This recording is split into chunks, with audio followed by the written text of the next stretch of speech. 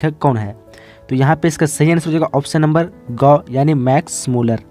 Next question है कि नलिनी विलोचन शर्मा का जन्म डैश में हुआ था? तो इसका जन्म हुआ था पटना में, तो ऑप्शन नंबर आपका यहाँ पे क राइट हो जाएगा।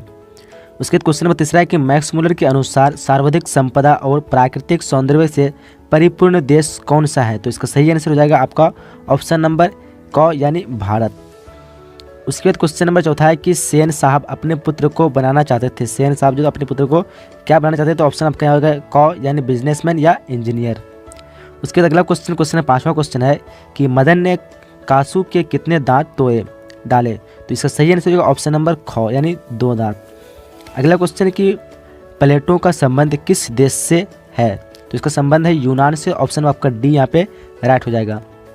उसके बाद क्वेश्चन नंबर सातवां क्वेश्चन देख पा रहे आप लोग कि हीरो सीमा कहाँ है? तो पता होगा सबको, ऑप्शन नंबर यहाँ पे डी हो जाएगा, नहीं जापान में। कहाँ पे है? तो जापान आपका सही आंसर हो जाएगा।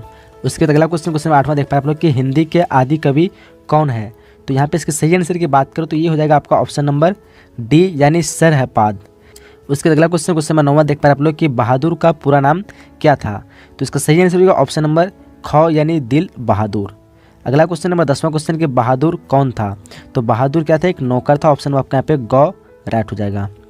अब बढ़ते हैं नेक्स्ट क्वेश्चन की तरफ। क्वेश्चन नंबर 11वां क्वेश्चन है कि साहित्य सापेक्ष रूप में से क्या होता है? तो यहाँ पे इसका सही आंसर की बात करें तो ये हो जाएगा आपका ऑप्शन नंबर घ यानी स्वाधीन। अब अगला क्वेश्चन नंबर 12वां क्वेश्चन देख पा रहे हो कि एथेंस किस महादेश में है? तो इसका सही आंसर की बात करें तो ये हो जाएगा ऑप्शन नंबर क यानी यूरोप। अगला क्वेश्चन नंबर 13वां क्वेश्चन है कि परंपरा का मूल्यांकन किन की पुस्तक है? तो यहाँ पे इसका सही आंसर का ऑप्शन नंबर ग यानी राम विलास शर्मा। अब अगला क्वेश्चन नंबर 14वां क्वेश्चन है कि पंडित बिरजू महाराज है? तो यहाँ पे सही आंसर की बात करें तो ये हो जाएगा आपका ऑप्शन नंबर घ यानी नर्तक। उसके बाद अगला क्वेश्चन नंबर 16वां देख पाए आप लोग कि शंभू महाराज बिरजू महाराज के कौन थे? तो सही आंसर हो जाएगा ऑप्शन नंबर सी यानी चाचा। उसके बाद क्वेश्चन नंबर 17वां क्वेश्चन है कि नट रंग पत्रिका का संबंध है? तो यहाँ पे इसका सही आंसर हो जाएगा ऑप्शन नंबर घ यानी रंग कर्म से। उसके बाद क्वेश्चन नंबर आप लोग देख पा रहे 18वां क्वेश्चन कि अविन्यो कहाँ स्थित है? तो यहाँ पे इसका सही आंसर हो जाएगा आपका ऑप्शन नंबर घ हो जाएगा यानी फ्रांस। उसके बाद क्वेश्चन नंबर 19वां क्वेश्चन है कि ला शत्रुज क्या है?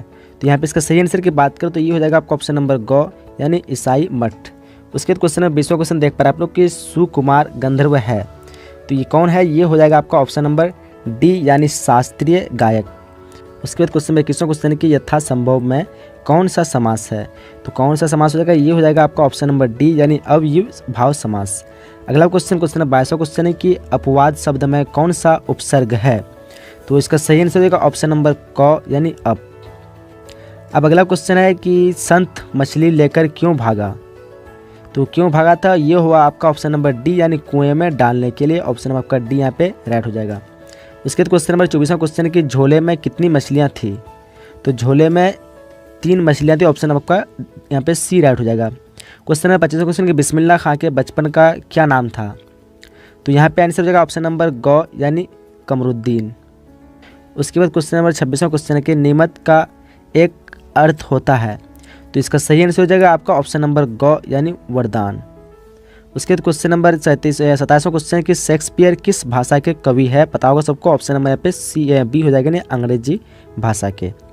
अब बढ़ते हैं नेक्स्ट क्वेश्चन की तरफ। क्वेश्चन नंबर आपका 28वां क्वेश्चन है कि हिंद स्वराज के रचनाकार है? तो हिंद स्वराज के रचनाकार कौन है? तो इसका सही आंसर की बात करो तो ये हो जाएगा आपका ऑप्शन नंबर डी यानी महात्मा गांधी।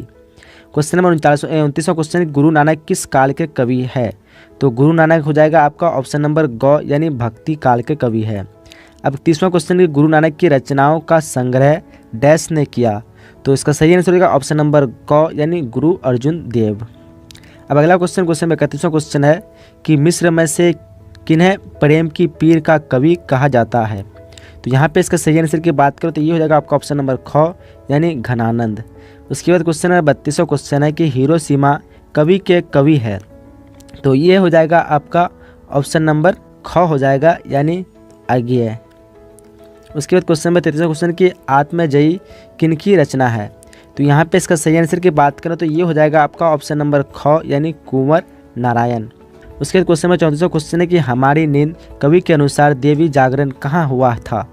तो यहाँ पे इसका सही आंसर की बात करें तो ये हो जाएगा आपका ऑप्शन नंबर ग यानी गरीब बस्तियों में।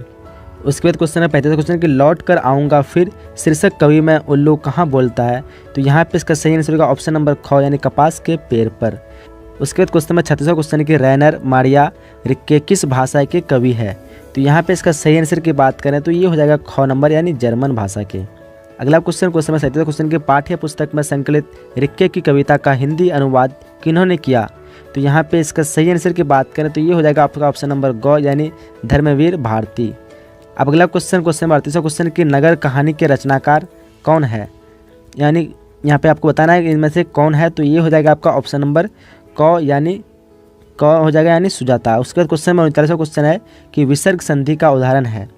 तो विसर्ग संधि का उदाहरण यहाँ पे हो जाएगा ऑप्शन नंबर सी यानी निरंतर।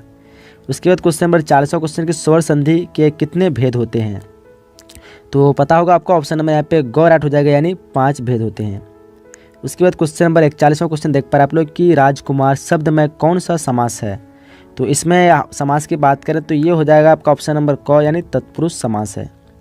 क्वेश्चन नंबर 42वां क्वेश्चन कि कलेजा कांपना मुहावरे का अर्थ होता है। तो यहाँ पे इसका सही आंसर की बात करें तो हो जाएगा आपका ऑप्शन नंबर घ यानी डर से कांप जाना। उसके बाद क्वेश्चन नंबर 43वां क्वेश्चन है कि श्री गणेश होना मुहावरे का अर्थ है। तो इसका सही आंसर की बात करें तो ये हो जाएगा आपका ऑप्शन नंबर ख यानी प्रारंभ होना। उसके बाद क्वेश्चन नंबर 44वां क्वेश्चन है कि आयात का विलोम होता है। तो आयात का विलोम होता है निर्यात यानी ऑप्शन नंबर आपका यहाँ पे क राइट हो जाएगा। उसके बाद क्वेश्चन देख पा रहे हैं आप लोग 45वां क्वेश्चन कि कुटिल का विलोम होता है। तो कुटिल का विलोम क्या होता है। तो ये हो जाएगा आपका ऑप्शन नंबर क यानी सरल होता है। कुटिल का क्या होता है, सरल आपका सही हो जाएगा। उसके बाद क्वेश्चन नंबर 46वां क्वेश्चन देख पा रहे हैं आप लोग कि पत्थर का पर्यायवाची शब्द है। इन तीनों में से कौन चारों में से कौन पत्थर का पर्यायवाची होगा। तो सही आंसर की बात करो तो ये हो जाएगा आपका ऑप्शन नंबर ख यानी पाषाण। उसके बाद क्वेश्चन नंबर 47 क्वेश्चन कि अमृत का पर्यायवाची शब्द है। तो इन चार में कौन होगा। तो सही आंसर की बात करो ऑप्शन नंबर ख हो जाएगा यानी पीयूष। उसके बाद क्वेश्चन नंबर 48वां क्वेश्चन है कि वह शब्दांश जो किसी शब्द के पूर्व जोड़ा जाता है उसे कहते हैं। तो उसे क्या कहते हैं, आसान सा क्वेश्चन है, ये हो जाएगा ऑप्शन यानी आपका क 48 का राइट हो जाएगा। उसके बाद क्वेश्चन नंबर 49वां क्वेश्चन है कि समझौता में कौन सा प्रत्यय लगा हुआ है। तो समझौता में आपका सही आंसर होगा ख यानी औता, जो यहाँ पे लगा हुआ है ये प्रत्यय लगा हुआ है। उसके बाद क्वेश्चन 50वां क्वेश्चन जो कि इस वीडियो का लास्ट क्वेश्चन है कि स्वागत शब्द में कौन सा उपसर्ग लगा हुआ है। तो उपसर्ग यहाँ पे कौन सा हो जाएगा, ये हो जाएगा आपका ऑप्शन नंबर क यानी सु। तो यहीं तक क्वेश्चन था। आपने अभी तक वीडियो को लाइक नहीं किया तो वीडियो को लाइक कर दीजिए और दोस्तों के साथ शेयर कर दीजिए। काफ़ी महत्वपूर्ण इंपॉर्टेंट क्वेश्चन है, तो आप लोग इसे पूरी तरह से एक बार में समझ में तो दोबारा वीडियो को देख लीजिए। तो यहीं तक वीडियो को हम लोग समाप्त करते हैं, मिलेंगे अगले वीडियो में। जब तक के लिए जय हिंद, जय Bharat and thanks for watching.